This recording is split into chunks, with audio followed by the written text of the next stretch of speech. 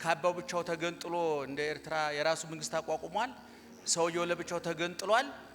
አይሄድም። ክርስትናን ያምኑታል፣ ይማሩታል፣ ይኖሩታል፣ የኖሩትን ትራፊውን ይጽፉታል። እኔ መምህር ወረዳስ ከሌሎች በዘመናዊ በኩል መተዋል ከምንላቸው ሰዎች የሚለየው ምንድነው? ወንድማችንን ግዕዝ ያውቃል። እኔ ብዙ ኡስታዝ ወዳጆች አሉኝ፣ ብዙ ፓስተር ወዳጆች አሉኝ፣ ብዙ ፕሮቴስታንት ሙስሊም ወዳጆች አሉኝ። በዚህ ደግሞ በሰውነቴ እንደ ሰው፣ በዜግነቴ እንደ ሀገር፣ በሃይማኖቴ እንደ ተዋህዶ እኮራለሁ። እኔ ብዙ ጊዜ ካባ መልበስ በጣም ነው የሚያስፈራኝ። እውነቱን ለመናገር ለመልበስ የምትደፍሩ ሰዎች በጣም ጎበዞች ናቸው። የእናንተን ድፍረት ያጋባብን። ደህና ዋላችሁ። ምክንያቱም ብዙ ሰው ካባ ይለብሳል። በጣም ይገርመኛል። እኔ በጥንት ጊዜ ካባ የሚለብሱት የአራት ጉባኤ መምህራን፣ ሽማግሌዎች 50-60 ዓመት የሞላቸው ካባውና እነሱ የሚናበቡ ናቸው። እኛ ዛሬ ካባው ብቻው ተገንጥሎ እንደ ኤርትራ የራሱ መንግስት አቋቁሟል። ሰውየው ለብቻው ተገንጥሏል። አይሄድም። እኔ በእውነት ነጠላ ለበሱ ሰባካያን በእውነት ነው ማለት። በዚህ አጋጣሚ ነጠላ ነው የሚለበሰው። ካባ የሚለብሱ ነይኔታ አንቱ የሚባሉ ጉልበታቸውን የሚሳሙ እጅ እግራቸውን የሚሳሙ እንደነንታ ገብረ ስላሴ እንደነንታ ገብረ ወልድ መምህር ሮዳስን ያስተማሩት ናቸው። መምህር መላከ ፀሐይ ታፈሰ አይነት ያምርባቸው። አሁን የሱፍ ለበሸ ካባ በለብስ ካባው ራሱ አራወርደኝ እያለ እየጮኸ ነው። ግን እዛ ሀገር ጮኸ ስለማይሰማ ችግር የለም። ደህና ዋላችሁ። እኛ መጽሐፍ ላይ በቤተ ክርስቲያናችን 4 ጉባኤያት አሉ። ብሉይ ኪዳን፣ ሐዲስ ኪዳን፣ መጻሕፍተ ሊቃውንትና መጻሕፍተ መነኮሳት።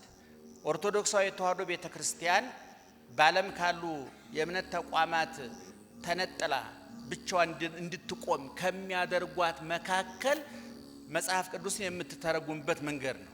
ቤተ ክርስቲያን ብሉይን ከሐዲስ፣ ሐዲስን ከነፍስ፣ ነፍስን ከክርስቶስ የምታስማማበት የምታጣብቅበት የረቀቀ የጠለቀ በእምነት ተጀምሮ በእምነት የሚጠናቀቅ ሕይወት ያላት ቤተ ክርስቲያን ናት። እኔ ሁል ጊዜ እናገራለሁ፣ ጥንታውያኑ የተዋህዶ ሊቃውንት ክርስትናን ያምኑታል፣ ይማሩታል፣ ይኖሩታል፣ የኖሩትን ትራፊውን ይጽፉታል። እስመም ተረፈ ልብ ይነብባ ይላል መጽሐፋችን። ከልብ የተረፈውን አንደበት ይናገረዋል ይባላል። ስለዚህ የጥንታውያኑ ሊቃውንት ምን ያደርጋሉ?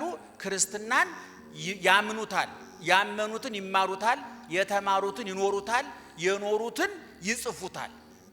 ከእስክሪብቶ አፍ የሚፈስ ቀለም ብቻ ሳይሆን ከአንደበት የሚወጣ ቃልም አላቸው ማለት ነው። ምክንያቱም ክርስትና የከንፈር ቀለም ሳይሆን የልብ ማህተም ስለሆነ ማለት ነው። እና በ4ኛው ጉባኤ በመጻሕፍተ መነኮሳት ውስጥ እንዲህ የሚል ቃል ተጽፏል።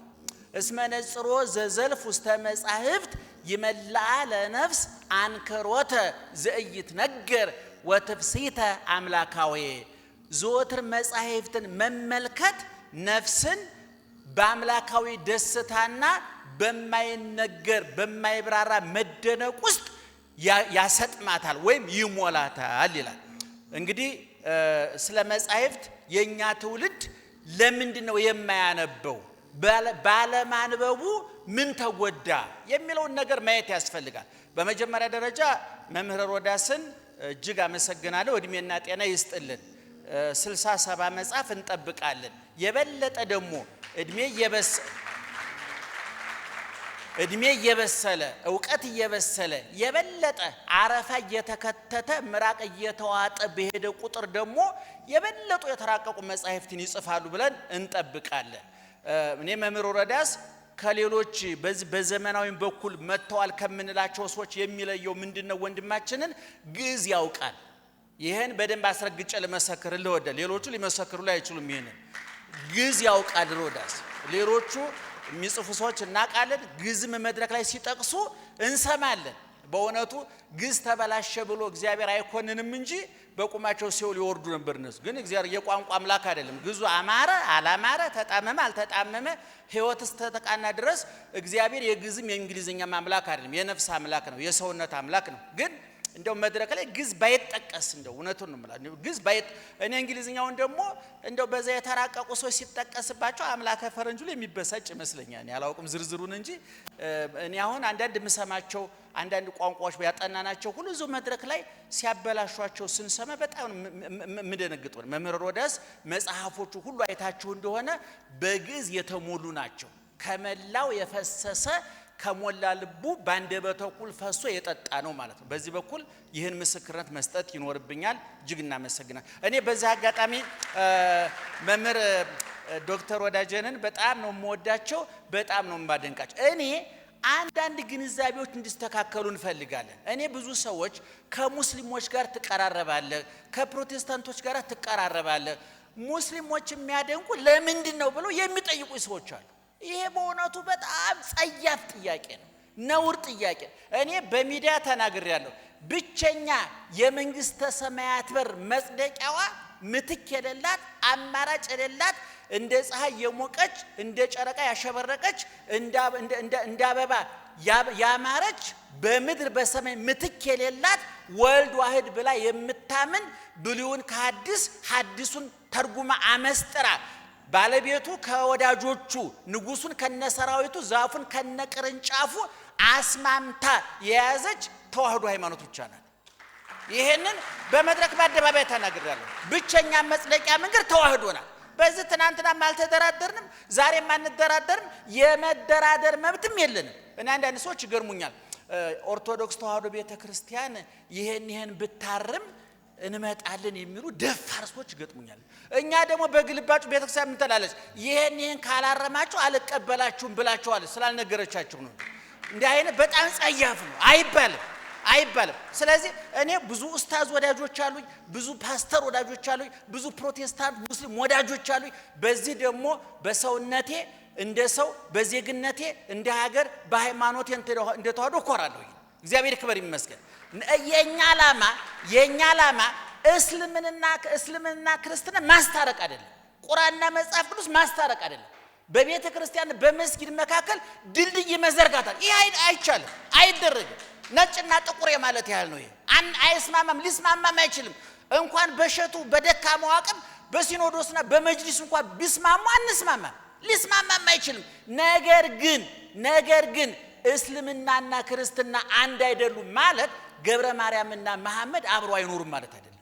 ይሄን ማስተካከል አለባችሁ ክርስቲያኖች እኔ ሱቅ ያላችሁ ክርስቲያኖች ሙስሊሙን መቅጠር አለባችሁ ሙስሊሞቹ መርጣችሁ ሙስሊሙን የምትቀጥሩ ካላችሁ ኪሳራው አዜማ ላይ ናችሁ እንዲያውም እኔ አሁን ሙስሊም ክርስቲያን ሱቅ ቢኖረኝ ነው የምላችሁ ሁለት ሰራተኛ ቢኖረኝ ወለተ ማርያምና ከድጃን መቀጥራቸው ምክንያቱም እርስ በርስ ይጠባበቃሉ ገንዘብ ይሉ ይጠበቅልኛል ይገርማችኋል ሞኛ አትሁኑ ተመሳሳይ ቀጥራ አትክሰር ነው የምልህ ማተብ ነው ሃይማኖት ተዋህዶ በዚህ ጉዳይ የመደራደር አቅሙም መብቱም ፍላጎቱም የለንም ስለዚህ እንደነ ዶክተር ወዳጀነ አይነት ያነበቡ የተገነዘቡ አረፋ የከተቱ ምራቅ ያዋጡ ሰውነት ከዜግነት ከሃይማኖት ጦርነት ያልከፈተባቸው ስሜታቸው የተቆጣጠሩ ሰዎች ያስፈልጉናል በዚህ በጣም ነው የምንደሰተው ዶክተር ወዳጀነ ካልወጡ እንወደውታለን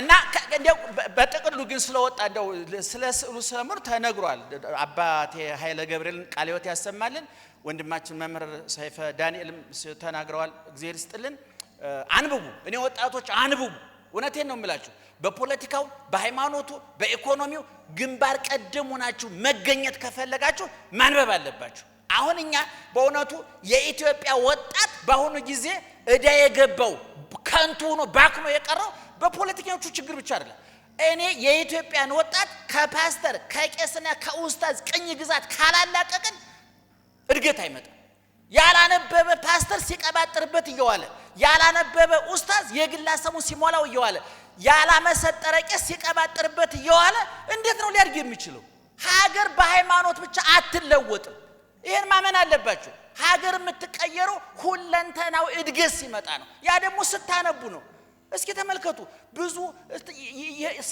120 ሚሊዮን የኢትዮጵያ ህዝብ እኮ ጥቂት ሰዎች ናቸው የሚሾፍሩት አይታችኋል በፕሮቴስታንቱ ብትሄዱ ጥቂት ብልጥ ፓስተሮች ሲሾፍሩት ያላችሁ እነዛን ሰዎች ቁጭ ብላ ሲሰሙት ደግሞ እኔ እነሱ ለምን መሪ እንደሆኑ አይደል የሚገርመኝ እኔ የሚመራ ሰው መገኘቱ እኔ ማርያምን እኮ ነው የምላችሁ የሚመራ ሰው መገኘቱ ለነሱ የሚያጨበጭብ ሰው መገኘቱ አንዳንድ ሰባኪያን በቤተ ክርስቲያናችን ስንት ምስጢር የተሞሉ ደማቸው ጠብ ቢል ቃለ እግዚአብሔር ሆነ እንትፍ ቢሉ ቃለ እግዚአብሔር የሚተፉ ሊቃውንት ባሉባት ቤተ ክርስቲያን እዚህ ግቡ የማትሏቸው ሰዎች ከንባብም ከጥበብም የተራቆቱ ከክርስትናም ከሰበናም የተራቆቱ ሰዎች ሰው ሲያንገጉታ ያላችሁ ይሄ ውድቀት ነው ወገኖቻችን ስለዚህ ነው ወጣቶችን መመክረው ወጣት እኔ በ20 በ30 አመቱ ማንበብ አለበት ማንበብ ማለት ደግሞ ክርስቲያኑ መጽሐፍ ቅዱስ ሙስሊሙ ቁርአን ማንበብ ይሄ ግዴታ ነው እኔ አሁን ለምሳሌ ሐዲስ ኪዳን ብሉይ ኪዳን አራቱን ጉባኤት አነባለሁ ምክንያቱም ክላስ ገብቼ ተማሪ አስተምራለሁ እንዴ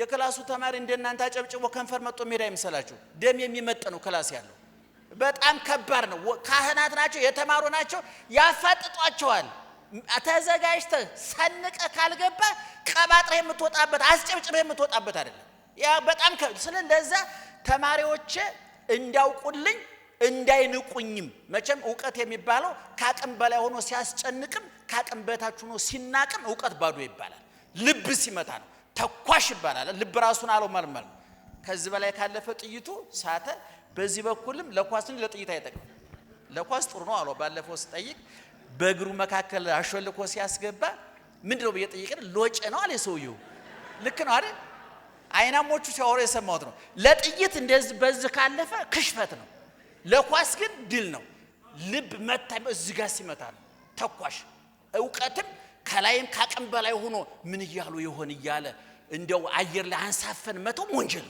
ካቅም በታችም ሆኖ ምን ይቀባጥራ ከተባላችሁ ኪሳራ ነው የክርስቶስ ትምህርት ልብ ራስ የሚመታ የሆነው ረቆ የማያስጨንቅ አንሶ የማይናቅ ማዕከላዊ ትምህርት ስለሆነ ነው የኢትዮጵያ ቤተክርስቲያን በእውነት አፌን ሞልቼ እናገራለሁ ከመናቅም ከማስጨነቅም የራቀ ማዕከላዊ ትምህርት ያላት ቤተክርስቲያን ናት መጽሐፋችን ምንድነው የሚለው መጽሐፍትን የሚያነብሱ በእውቀት ይሞላሉ ቅዱስ ጳውሎስም ጢሞቴዎስን ሲመክረው ኡቅ በእንተ አንብቦ ወዘልፈ ሐሉ ባቲ እወቅ ተጠንቀቅ አንብብ በሷም ጸንተህ ኑር ይሄን ያደረክ እንደሆነ ወዘንተ ለእመገበርከ ርዕሰከ ይታድን ወዘሂ ይሰማከ ይሄን ያደረክ እንደሆነ የሚሰሙህንም ራስህንም ታድናለህ አለ ሐዋርያው ቅዱስ ጳውሎስ ሊቅ ነው የብሉይ ኪዳን ሊቅ ነው ማይም አይደለም ከገማልያል እግር ስር ተምሬ ቁጭ ብዬ ተምሬያለሁ በእውቀት ከፈለጋችሁ እበልጣችኋለሁ አለ ዕውቀቴ ነገር ግን ዕውቀቱን ከሕይወት ጋር አገናኙ ቅድም እንደተነገረው የኛ ቅዱሳን አባቶች መምህሮቻችን የቃለ እግዚአብሔር መምህሮች ብቻ አይደሉም አንባቢ አነብናቢ አመስጣሪ ቀባጣሪ ብቻ አይደሉም ይኖሩታል ያስተምራሉ እኔ በየቀኑ 150 የንታጌራ መምህር ወደስ ያቃቸዋል የንታጌራ መጋቢ ምስጢር ጌራ ወርቅ የሚባሉ መምህር ነበሩኝ በእውነት የበቁ መምህር የበቁ በዚህ ዘመን እኔ እውነቱን ለመናገር እንደ ወንዝና ተራራ እንዳላመልክ ዘረኝነትን ከልቤ ነቅለው የጣሉልኝ መምህር ናቸው የንታጌራ እሳቸው ከጎጃም ነው የመጡት የሚገርማችሁ ነገር ከአክሱም የመጡ መምህራን ከደብረ ጽጌ ከጎንደር ከጎጃም ከየትም በተው መምህራን የንታጌራ ቤት የአብርሃም ቤት ነው ሳራ የለች መናይ ናቸው እንጂ እሳቸውና እንደነሱ አይነት በቀን 150 መዝሙር አንድ ነገር ልንገራችሁ እሳቸው ካንዲስ ደህና ዋላችሁ ካንዲስ እስከ 7 ከልደታ እስከ ስላሴ ድረስ የመቤታችንን ወትቤ ማርያም ጸሎተ እግዝእትነ ማርያም አለ አይደለም እሱን የመቤታችን እድሜ ስንት ነው ኧረ ጮክ በሉ ትስማችሁ እሷ ትስማችሁ ስንት ነው እድሜዋ 64 እና የንታጌራ በካንዲስ ከ7 የመቤታችንን ውዳሴ ወትቤ ማርያም ተአብዮ ነፍሴ ለእግዚአብሔር የሚለውን 64 ጊዜ በየቀኑ ይጸልያሉ እና አንድ ሁለት ጓደኞች ስማቸውን አልነግራችሁም እኛስ ለምን አልሞክርም ብለን ታጥቀን ተነሳ የኔታ 64 ጸልየው ጥቅም ቢያገኙበት ነው ብለን ጀመርን አንድ ወንድማችን አንድ ሁለት ቀን 25 30 ደረሰ እኔ እንደምንም ተጣጥሬ 48 ደርጎ አስታውሳለሁ አንድ ከኛ የተሻለ ልጅ ነበር 3 ቀን 64 ደገመና አይ ከቁጥር ጋር ምን አታገለይ ብሎ አቋርጦ ወጣ አንዳንድ ሰው ምንድነው አየሩ ከበደን አሉ የኛ ኳስ ተጫዋቾች አለ ቀልደኛው ሰምታችሁታል እኛ አየር ተሸከሙ አላልናችሁ ተጫዋቱ እንጂ አላልናችሁ። እና አንዳንድ ሰው የራሱን ድክመት ማላከክ ይወዳል ማጣበቅ ይወዳል።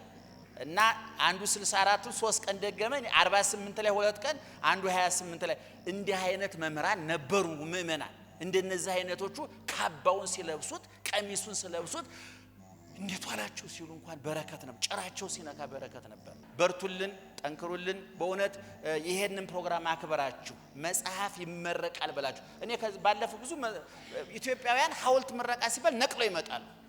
መጽሐፍ ምረቃ ይመጡ። እኔ ሐውልት ምረቃ ቢመጡት እኔ ተገላገል ነው እንኳን ሞተ አይመለስ እንዳይመለስ ማረጋገጥ ነው። እንዴ አበሻ የሞተ ማመስገን ይወዳልና መጽሐፍ ምርቃት ላይ አልተለመደም። እና ብዙ ሰዎች ወጣቶች እንዳላችሁ ይሰማኛል። ካሌብና ትዕግስት በጣም በርቱ፣ ጠንክሩ። እንዲህ ያለ ቦታ መገኘታችሁ በጣም ጥሩ ነው። የቱን ትተን የቱን እናገረዋለን። በጥቅሉ ወንድማችን እድሜና ጤና ይስጥልን፣ ብዕርህን ይባርክ። የድንግል ማርያም ረድኤት በረከት አይለይ። ሳሊለነ ቅድስት እንዳልክ ለመቃብር ያብቃ። ሌላ ምንም አልመረጥም። እውነቱ እኔ ሰውን መለምንለት ሳሊለነ እኔ አሁን ምእመናን አሁን ምን እንደምን ታውቃላችሁ? እኔ አሁን ይሄ ጭብጨባ አድናቆት ምን የምትሉት እጅግ ወርኖቱን ለመናገር ሰልችቶናል። እኔ አሁን የምፈልገው ስክን ብዬ እርግጥ ብዬ ውዳሴ ማርያምን ደግሜ እንደው ብችል ለሰው ተርፌ እንደው ጸልይልኝ የሚባል ምክንያቱም በአሁኑ ጊዜ ብዙ ጸልይልን የምንባለው ሰዎች ለራሳችን ሊጸልይልን የሚገባን ሰዎች ነን። እኔ አሁን አንዳንድ ጊዜ ፓስተሮቹ ድፍረታቸው ይገርመኛል። እጸልይላቸዋለሁ አሁን ሰው እኮ አልነገራቸውም እንዴ ሊጸልይላቸው እኮ ነው የሚገባው። እያበዱ እየቀወሱ ጨርቅ ሊጥሉ ነው እነሱ ሰዎች። ዘመድ ቢኖር እኮ ጸበል ነው መሄድ ያለባቸው። አሁን እኛም ቤተክርስቲያን ቄሱ መነኩሴው ጸልዩልኝ የሚባላል። ለራሱ አረፋ ያልከተተ ፍሬን የበጠሰ ኑሮ የሚያንገላታው ሰው እንዴት ነው የሚጸልየው? እኔ ግን አረፋ ከተቼ እድሜ ትንሽ አይደለም ግን እድሜ እና ደህና ዋሉ።